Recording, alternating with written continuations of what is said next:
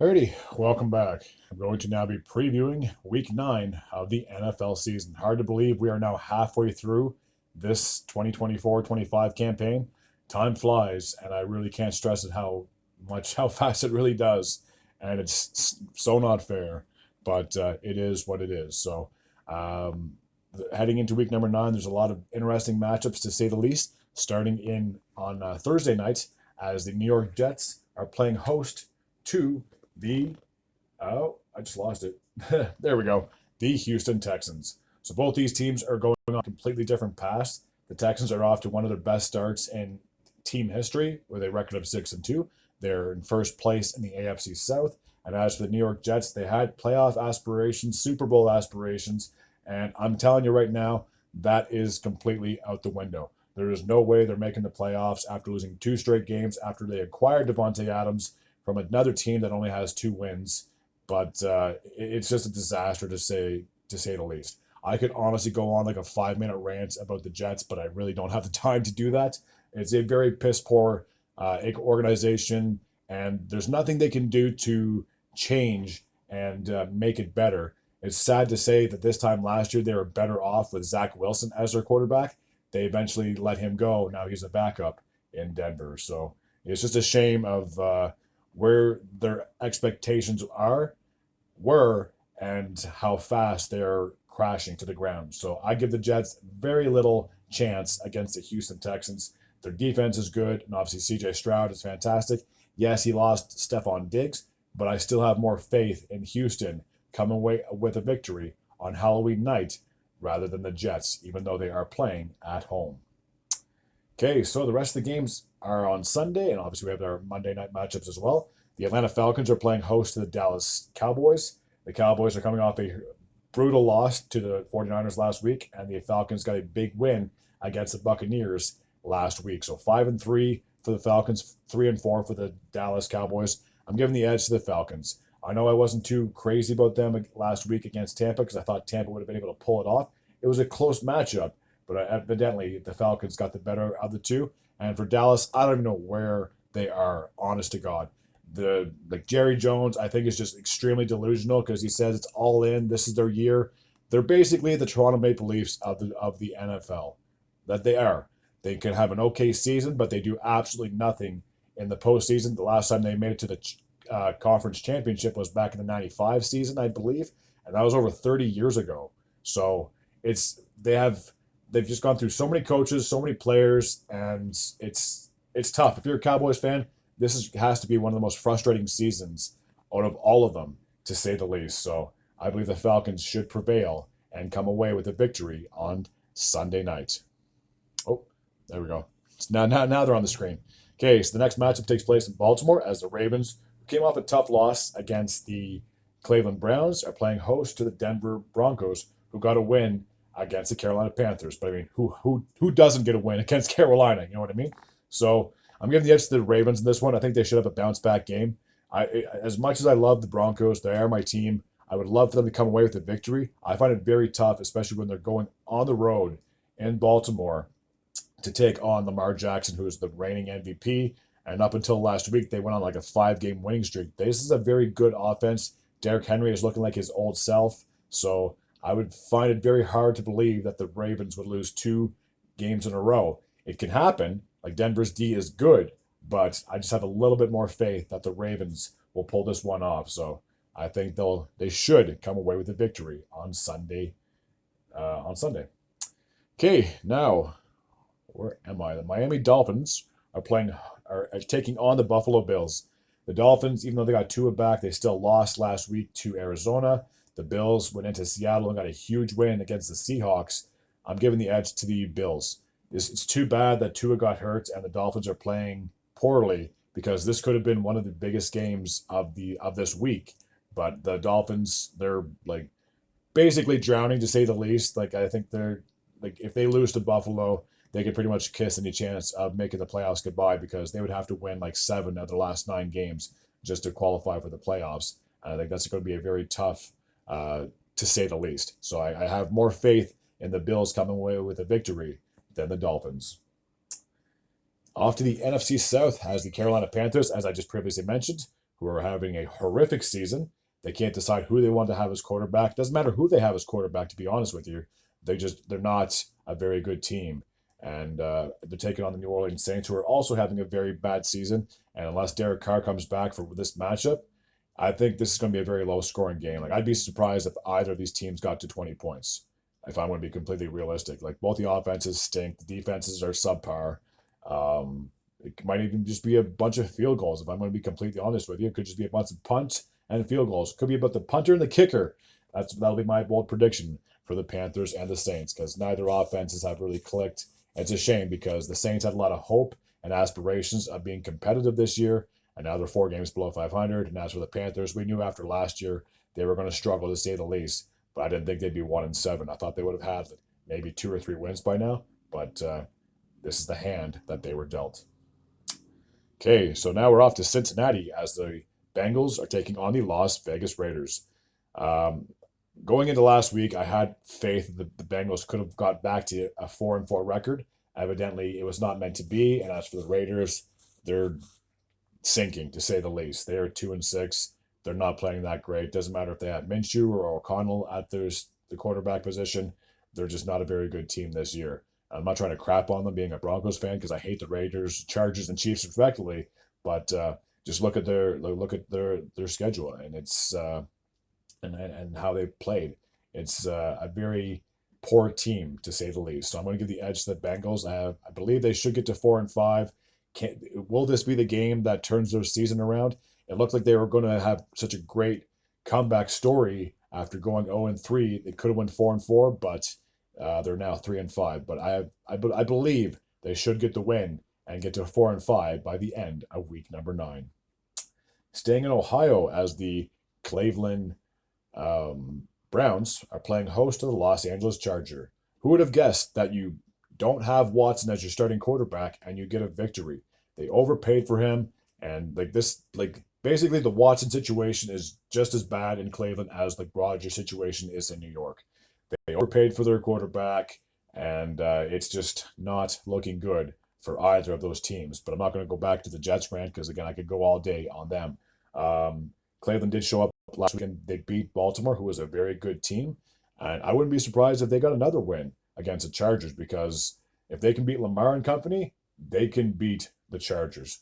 Now, obviously, the Chargers do have the better record. They are above 500. They should go into Cleveland and pull this one off. But I'm going to say, just for the sake of things, that Cleveland gets their second win in a row with Jameis at the helm. As long as he can avoid turnovers, that's the big thing there. Okay, off to the NFC East, as the New York Giants are playing host to the Washington Commanders. Both these teams are going in completely opposite directions. The Giants, even though they were a little competitive against the Steelers last week and it was a close game, they're definitely not playing they're not playing that as well as I would have hoped. And the more I talk about the Giants, the more I keep bringing up that Daniel Jones contract. They overpaid for him. It is looking terrible with each game. He's just not the guy for New York. Both New York teams are horrible. If I'm going to be completely honest with you, they're just garbage. And I'm not trying to trash on them, but they are. They really are. Washington is having a fantastic season. They obviously had a huge win with the Hail Mary against the Bears last week. So they're sitting pretty in first place. Yes, the Eagles might be breathing down their neck, but I have a little bit of confidence in the Washington Commanders this year. They could possibly be a playoff team, and who knows, they might even surprise a lot of people, and maybe they could get the NFC East crown. It is very possible. So yeah, I'm taking Washington all day over the New York Football Giants. Alrighty, the New England Patriots are heading into Tennessee. Patriots are 2-6 after a huge win over the Jets last weekend, and the Tennessee Titans suffered another loss, but that's no surprise there. They are 1-6. This is really tough. Both these teams are struggling. Both of them have okay quarterbacks at times, but they're both rebuilding, to say the least. This is just a flip of a coin. I'll just say I'll take the Patriots, I guess. I mean, if they play as well as they do against the Titans as they did against the Jets last week, they could pull this one off. But Tennessee can also win this, get their second win of the season as well. So this is probably like the most least entertaining game, in my opinion, for week number 9, because, again, both these teams are just struggling so bad. And it's hard to say one team is really better than the other when they both pretty much have identical records. But just for spits and giggles, I'll give the edge to the Patriots.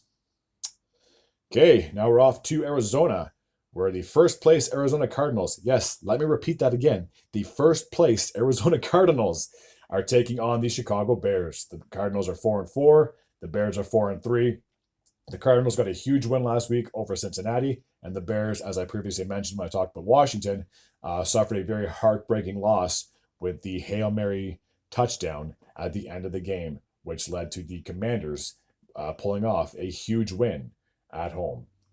I'm going to give the edge to the Cardinals in this one. I just think that even though the Bears are good, I think they're starting to show signs of weaknesses, to say the least. I mean, it's not that common for teams to win with a Hail Mary pass. Yes, Rodgers has been known for doing that through his little tenure with Green Bay, but it's really not as common as you think. So, like, had the Bears won last week, they'd be 5-2. I'd give them the edge over the Cardinals, but just because of a very poor call to say the least, I think the Cardinals will pull this one off. Now, can the Bears win? Sure, they can win. I mean, they're still above 500, but there's something about this Cardinals team. They can be one of those sneaky teams that could sneak into the playoffs this year when nobody, including myself, would have guessed they'd even be close to making the playoffs. So, again, this is one of those matchups where, yes, both these teams are doing okay.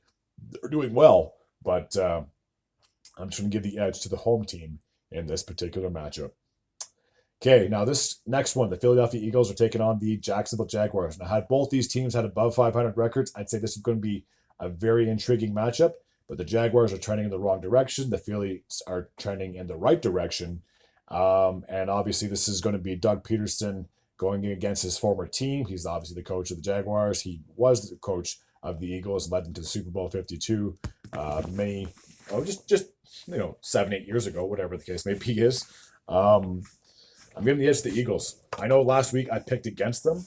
It was only because I didn't have as much faith in the Eagles as I should have. And now, obviously, they were lights out last week, to say the least. And I believe they should show up again at home and beat their former coach. Okay, a battle in the NFC North. And this division is close, to say the least. But all four teams are like a game apart. Or 2 games apart, I should say, because the Bears have 4 wins. The Vikings, I think, have 5 wins. And then the Packers and Detroit Lions have 6 wins. So whoever wins this matchup is going to take first place in the NFC North. And both these teams are playing good. There's just something about this Lions team, though. Like, they got that grit. Dan Campbell is one of those coaches that, I've said this before, players would run through a wall for him. And I think they're going to be tough. Jared Goff is obviously a veteran quarterback. He's had the experience in this league. So just with that, I will give the edge to the Lions. I think they'll take this in Wisconsin. Alrighty, now we're off to the NFC West as the Seahawks and the Los Angeles Rams are duking it out. The Seahawks are 4-4. They're, I guess, technically in second place of that division. The Rams are 3-4. They're third, maybe tied for third with San Fran, with a 3-4 record.